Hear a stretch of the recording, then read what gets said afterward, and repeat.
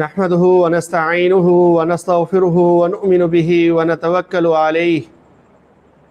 ونعوذ بالله من شرور أنفسنا ومن سيئات أعمالنا من يهده الله فلا مضل له ومن يضلله فلا هادي له ونشهد أن لا إله إلا الله وحده لا شريك له ونشهد أن محمدا عبده ورسوله وصلى الله تعالى على خير خلقه محمد وعلى آله وصحبه أجمعين أما بعد فأعوذ بالله من الشيطان الرجيم بسم الله الرحمن الرحيم والفجر وليال عشر والشفع والوتر والليل إذا يسر صدق الله العظيم وقال النبي صلى الله عليه وسلم صيام يوم عرفة إني أحتسب على الله أن يكفر السنة التي قبله والسنة التي بعده أو كما قال عليه الصلاة والسلام۔ معزز و مکرم سامعین، آج کی اس نشست میں آپ کے سامنے ذی الحجہ کے کچھ فضائل اور احکامات ذکر کرنے کی کوشش کروں گا۔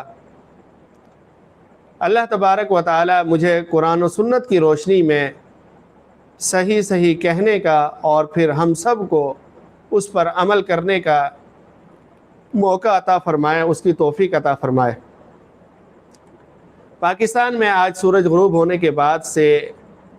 یکم ذی الحجہ کی تاریخ یکم ذی الحجہ شروع ہو چکی ہے۔ ذی الحجہ کا مہینہ شروع ہو چکا ہے، جبکہ کچھ ممالک میں بالخصوص عرب ممالک کے اندر گزشتہ کل ذی الحجہ کا مہینہ شروع ہو چکا تھا، یعنی آج دن کے وقت وہاں یکم ذی الحجہ تھی۔ ذی الحجہ کا مہینہ اسلامی کیلنڈر کے اعتبار سے سال کا آخری یعنی 12واں مہینہ ہے۔ اسلامی نقطہ نظر سے اس مہینے کو بالخصوص اس کے پہلے عشرے کو خصوصی اہمیت حاصل ہے۔ سورۃ الفجر میں اللہ تبارک و تعالی نے ارشاد فرمایا والفجر ولیال عشر، قسم ہے فجر کی اور 10 راتوں کی۔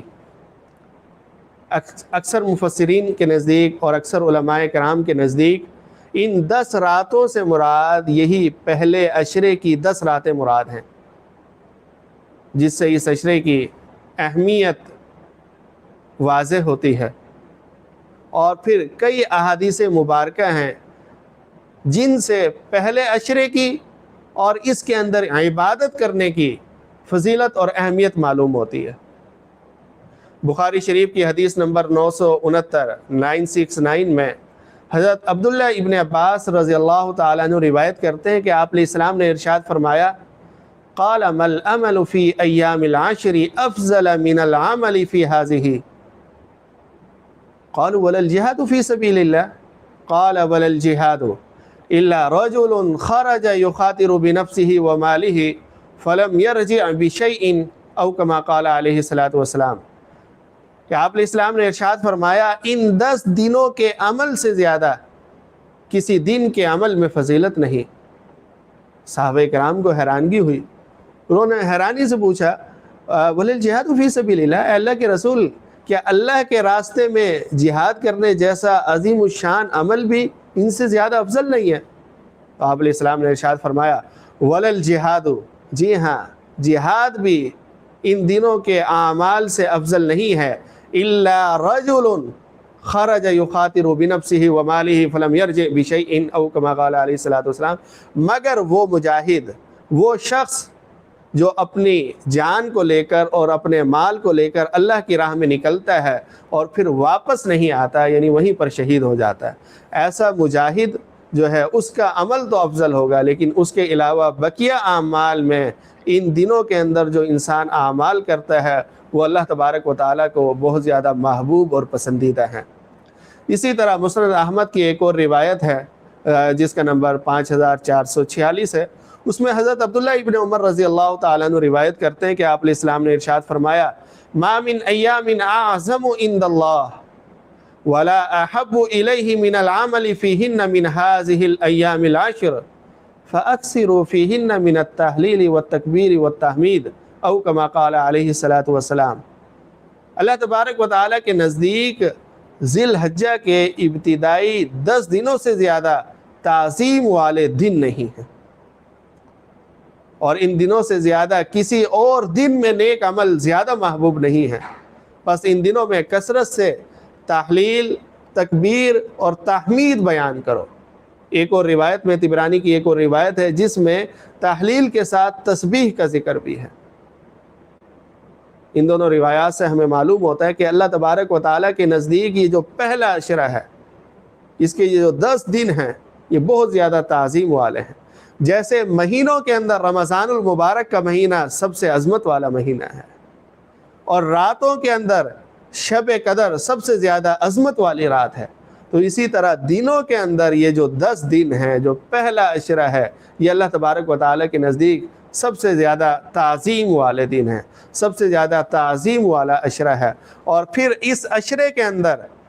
جب انسان نیک اعمال کرتا ہے تو وہ بھی اللہ تبارک و تعالیٰ کو عام دنوں کی نسبت جو انسان نیک اعمال کرتا ہے ان سے زیادہ محبوب اور پسندیدہ ہیں۔ اور پھر ان نیک اعمال میں کچھ تحلیل، تکبیر، تحمید اور تسبیح کا بھی ذکر ہے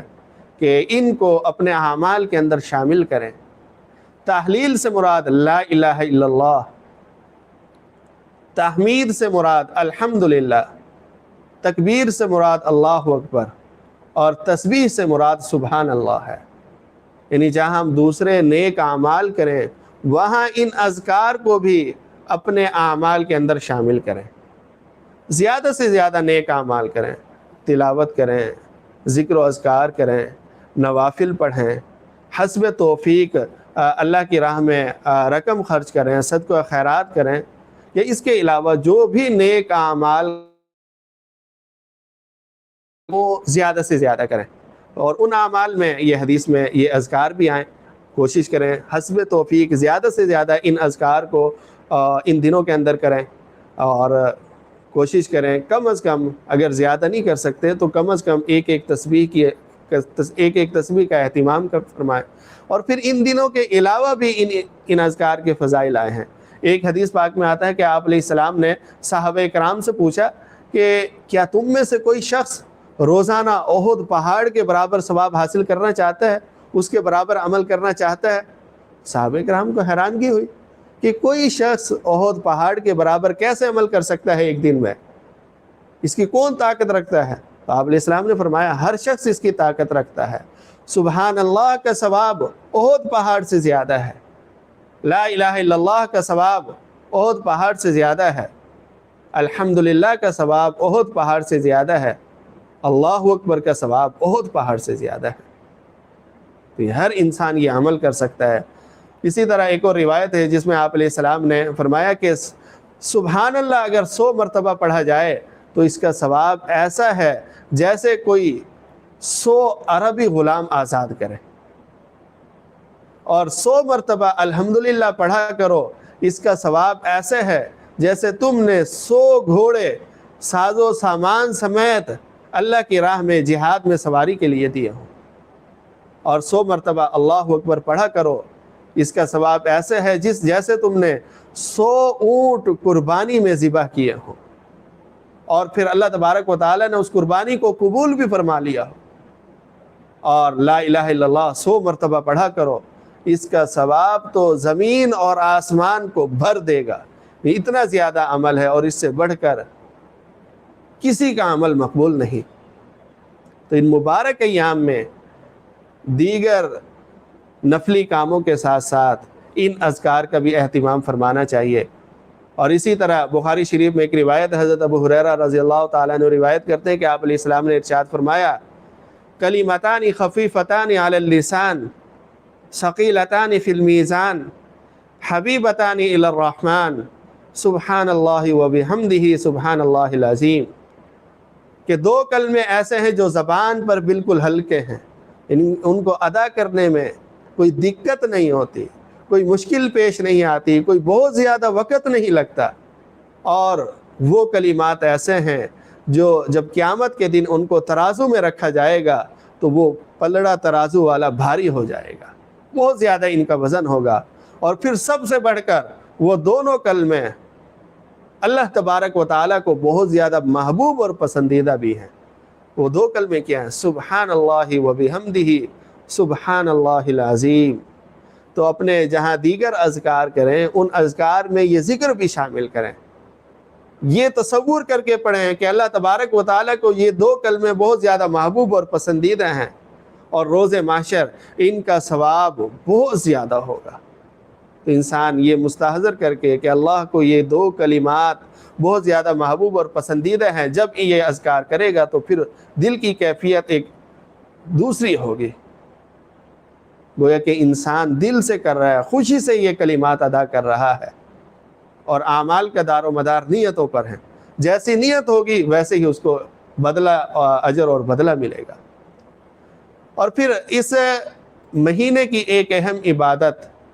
روزہ ہے، بالخصوص یوم عرفہ کا روزہ ہے۔ احادیث میں اس کی بہت زیادہ فضیلت آئی ہے۔ مسلم شریف میں آپ علیہ السلام نے ارشاد فرمایا، حضرت ابو قتادہ رضی اللہ تعالیٰ نے روایت کرتے ہیں کہ آپ علیہ السلام نے ارشاد فرمایا، قال رسول اللہ صلی اللہ علیہ وسلم صیام یوم عرفہ انی احتسب علی اللہ ان یکفر السنۃ التي قبلہ والسنۃ التي بعدہ او کما قال علیہ الصلاۃ والسلام، کہ آپ علیہ السلام نے ارشاد فرمایا یوم عرفہ کا یعنی 9 ذی الحجہ کا روزہ رکھیں، اس کی ترغیب دی، اور پھر فرمایا کہ میں اللہ تبارک و تعالیٰ سے امید رکھتا ہوں جو یوم عرفہ کا یعنی 9 ذی الحجہ کا روزہ رکھتا ہے تو اللہ تبارک و تعالیٰ اس کے 1 سال پہلے اور 1 سال بعد کے گناہ معاف فرما دیں گے۔ کتنی بڑی فضیلت ہے کہ ایک روزہ رکھنے پر 2 سال کے گناہوں کی معافی کا انعام مل رہا ہے، اس کا اعلان ہو رہا ہے اللہ تبارک و تعالیٰ کی طرف سے آپ علیہ السلام کی زبان مبارک سے۔ اور پھر اس عشرے کے جو بقیہ ایام ہیں ان کے اندر بھی روزے رکھنے کی فضیلت آئی ہے۔ ترمذی شریف کی روایت حدیث نمبر 758 ہے، جس میں آپ علیہ السلام نے ارشاد فرمایا، ما من ایام احب الی اللہ ان یتعبد له فیہا من 10 ذی الحجہ یعدل صیام کل یوم منہا بصیام سنۃ او کما قال علیہ الصلاۃ والسلام، کہ ذی الحجہ کے جو ابتدائی 10 دنوں سے بڑھ کر کوئی بھی دن ایسا نہیں ہے جس کی عبادت اللہ تبارک و تعالیٰ کو زیادہ محبوب ہو، اور پھر اس کے ہر دن کا روزے کا ثواب 1 سال کے روزوں کے برابر ہے۔ 1 سال کے روزوں یعنی گویا کہ 1 تاریخ سے 8 ذی الحجہ تک اگر ہم روزے رکھتے ہیں تو ہر روزے کا ثواب 1 سال کے روزوں کے برابر ہے، اور 9 ذی الحجہ کا اگر روزہ رکھتے ہیں جسے یوم عرفہ بھی کہا جاتا ہے تو اس کا ثواب کیا ہے کہ 2 سال کے گناہ معاف ہوں گے، 1 سال پہلے اور 1 سال بعد کے۔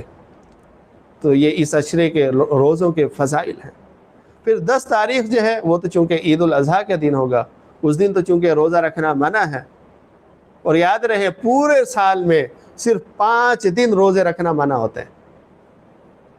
10 11 12 13 ذی الحج، 4 دن یہ عید الاضحیٰ کے ہو گئے جو عید الاضحیٰ اور ایام تشریق کے دن شمار ہوتے ہیں، اور 1 دن عید الفطر کا۔ یہ 5 دن ایسے ہیں جن میں روزہ رکھنا درست نہیں ہے، بلکہ یہ اللہ تبارک و تعالیٰ کی طرف سے اللہ کی مہمانی کے دن ہیں۔ اس میں کوئی روزہ رکھتا ہے تو گویا کہ وہ اللہ کی مہمانی سے اعراض کر رہا ہے، تو اس لیے ان دنوں کے اندر روزہ رکھنا منع ہے، اور اس کے علاوہ پورے سال میں کسی بھی دن روزے رکھ سکتے ہیں، لیکن یہ جو عشرہ ہے پہلا عشرہ کہ جس کے 9 دن بنتے ہیں ان میں روزے رکھنے کے کچھ خصوصی فضائل ہیں جیسے کہ میں نے ابھی ذکر کیے ہیں۔ لہذا اللہ تبارک و تعالیٰ جن کو توفیق دے وہ کوشش کریں پورے مکمل 9 دن کے روزے رکھیں، یا جس قدر ممکن ہو وہ روزے رکھیں، اور ممکن نہیں ہے تو کم از کم کوشش کریں یوم عرفہ کا یعنی 9 ذی الحجہ کا روزہ رکھیں۔ اور یاد رہے کہ یوم عرفہ کا جو روزہ ہے یہ ہر ملک میں اس کی اپنی تاریخ کے اعتبار سے ہوگا۔ پاکستان میں اگر کوئی رہ رہا ہے تو پاکستان میں جو 9 ذی الحج ہوگی 9 ذیلحج کا روزہ ہوگا وہ یوم عرفہ شمار ہوگا، اور یوم عرفہ کا روزہ شمار ہوگا، اور وہ پاکستان میں منگل کا دن بنتا ہے، کیونکہ بدھ والے دن عید ہوگی۔ منگل کا دن یعنی 20 جولائی بنے گی، اور 21 جولائی کو بدھ والے دن جو ہے وہ عید ہوگی۔ تاریخ میں مجھے تھوڑی سی کنفیوژن ہو رہی ہے، ورنہ دن منگل کا ہوگا کیونکہ بدھ کو عید ہے۔ تو ہر انسان اپنے ملک کے اعتبار سے دیکھے کہ ان کے ملک میں جو 9 ذی الحجہ ہے اس کا وہ روزہ رکھے، تو اسے یہ جو 2 سال کی فضیلت ہے، 1 سال پہلے کے گناہ معاف ہوں گے، 1 سال کے بعد کے گناہ معاف ہوں گے، اسے فضیلت حاصل ہو جائے گی۔ اور پھر اس مہینے کی ایک اور عبادت، وہ استحبابی حکم ہے، یعنی اس پر عمل کریں گے تو بہتر ہے، عمل نہیں کریں گے تو کوئی گناہ نہیں ہے۔ وہ یہ کہ جب یہ مہینہ شروع ہو جائے تو اس مہینے کے شروع ہونے کے بعد جن مرد و عورت پر عاقل بالغ پر قربانی واجب ہے وہ اپنے بال اور ناخن نہ کاٹیں یہاں تک کہ ان کا جانور ذبح ہو جائے،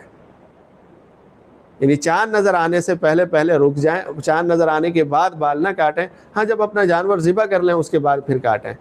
مسلم شریف میں حضرت ام سلمہ رضی اللہ تعالی عنہ روایت کرتی ہیں کہ آپ علیہ السلام نے ارشاد فرمایا ان ام سلمہ ان النبی صلی اللہ علیہ وسلم قال اذا رأيتم هلال ذي الحجة وأراد أحدكم أن يضحي فليمسك عن شعره وأظفاره أو كما قال عليه الصلاة والسلام۔ امہات المؤمنین میں سے حضرت ام سلمہ رضی اللہ تعالی عنہ روایت کرتی ہیں کہ آپ علیہ السلام نے ارشاد فرمایا کہ جب تم میں سے کوئی ذی الحجہ کا چاند دیکھے اور پھر وہ قربانی کا ارادہ بھی کرتا ہو، یعنی اس پر قربانی واجب ہو، تو اسے چاہیے کہ وہ اپنے بال اور ناخن نہ کاٹے۔ یاد رہے اس حکم کا درجہ استحباب کا ہے، یعنی مستحب ہے، اور مستحب کا مطلب یہ ہوتا ہے اس حکم پر عمل کریں گے تو ثواب ملے گا، اور اگر عمل نہیں کریں گے تو کسی قسم کا کوئی گناہ نہیں۔ لہٰذا جن لوگوں پر قربانی واجب ہے، چاہے مرد ہوں یا عورت ہوں، ان کو چاہیے کہ ذی الحجہ سے پہلے وہ اپنے ناخن اور بال کاٹ لیں۔ اب جب چاند نظر آ گیا تو اس کے بعد وہ اپنے بال اور ناخن نہ کاٹیں، ہاں جب قربانی ہو جائے، جانور ذبح ہو جائے تو اس کے بعد پھر اپنے بال اور ناخن کاٹ سکتے ہیں۔ تو اس پر کوشش کریں، عمل کریں، جو عمل کرے گا اسے ثواب ملے گا۔ لیکن اگر کوئی کسی وجہ سے عمل نہیں کر سکتا تو کوئی گناہ نہیں ہے، بس یہ ہوگا اس عمل کا ثواب نہیں ملے گا، قربانی بھی درست ہوگی اور کسی قسم کا کوئی گناہ بھی نہیں ہوگا، کیونکہ اس حکم کا درجہ استحباب کا ہے۔ اور پھر وہ لوگ جن پر قربانی واجب نہیں ہے تو ان کے لیے یہ حکم نہیں ہے، لیکن اس کے باوجود اگر وہ اس حکم پر عمل کر لیتے ہیں تو اللہ تبارک و تعالیٰ کی رحمت سے کچھ بعید نہیں ہے کہ وہ اس مشابہت کی وجہ سے ان کو بھی اس کا ثواب اور اجر عطا فرما دے۔ اور اسی طرح اس مہینے کی ایک عبادت، اس عشرے کی ایک عبادت تکبیرات تشریق بھی ہیں، اور یہ وجوبی حکم ہے کہ ہر مرد، ہر عاقل بالغ مرد و عورت جس پر نماز فرض ہے تو اس پر لازم ہے کہ وہ یوم عرفہ، یوم الاضحیٰ اور ایام تشریق میں فرض نمازوں کے فوراً بعد ایک مرتبہ تکبیر تشریق پڑھے، یعنی 9 ذی الحجہ کی فجر سے لے کر 13 ذی الحجہ کی عصر تک یہ کل 23 نمازیں بنتی ہیں۔ ان میں ہر فرض نماز کے فوراً بعد ایک مرتبہ تکبیر تشریق پڑھنا واجب ہے۔ مرد حضرات کچھ بلند آواز سے پڑھیں گے اور خواتین آہستہ آواز سے پڑھیں گی۔ اور تکبیر تشریق کیا ہے؟ اللہ اکبر لا الہ الا اللہ واللہ